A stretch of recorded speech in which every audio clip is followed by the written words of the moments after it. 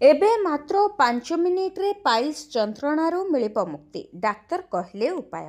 आजिकाली बहु संख्यक लोके अर्श बा पाइल्स बा बबासीर रे पीड़ित अछंती। एही अवस्था जोगु मलद्वार रे सिरा गुड़िक फुली जाए। केतेक समय रे झाड़ा जिबा समय रे रक्तस्राव मध्य हुए। जदि चिकित्सा न करा जाए तेबे ए अवस्था गुरुतर हो जाए। तेबे जणे गैस्ट्रोएंट्रोलॉजिस्ट एक सरल पद्धति प्रकाश करिसेंती जहा आपनकु घरे अर्श जंत्रणारू मुक्ति पाइबारे साहाय्य करिबो। अर्श एक बहुत साधारण किंतु कष्टकर समस्या।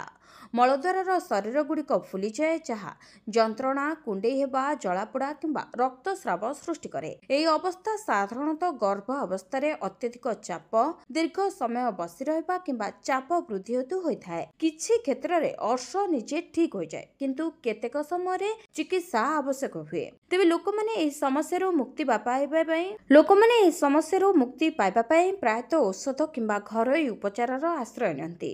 किंतु संप्रति जणे गैस्ट्रोएंट्रोलॉजिस्ट एक सरल पद्धति प्रकाश करिसेंती जहा मात्र 5 मिनिट रे आराम प्रदान करिबो। तेबे आसंतु जानिबा एही सरल पद्धति विषय रे। तेबे स्टानफोर्ड एवं UCLA प्रशिक्षित gastroenterologist doctor Wendy social media Instagram रे एक पोस्ट शेयर करिसेंती जेउथरे से व्याख्या करिसेंती जे अर्श जंत्रणा समय रे किछि मिनिट पय आपनक गोड़ को ऊपर को उठाइबा अत्यंत लाभदायक होई पारे। तांको वीडियो रे से निजकू एक सोफा रे तांको गोड़ को कांथ सहित रखी सोइबार देखाइछंती। से प्राय 5 मिनिट पय एही स्थिति रे तांको गोड़ को ऊपर को रखिथिले। से कुहंती जे एहा करिबा द्वारा सिरा उपरे चाप कमी जाए एवं ब्लड फ्लो मध्य हृदय को फेरिबा आरंभ करे। जेतेबेले एहा हुए सेतेबेले फुला एवं जंत्रणा बहुत मात्रा रे कमी जाए। डॉक्टर वेंडी एहा मध्य कहिसेंती जे एहा एक बहुत सरल एवं प्राकृतिक पद्धति जाहाकू जे केही भी घरे चेष्टा करि परिबे। एथिपई कोनोसी औषध किंबा उपकरणर आवश्यकता नाही। तेबे आपनकू केवल एक कांथ एवं किछि समय आवश्यक।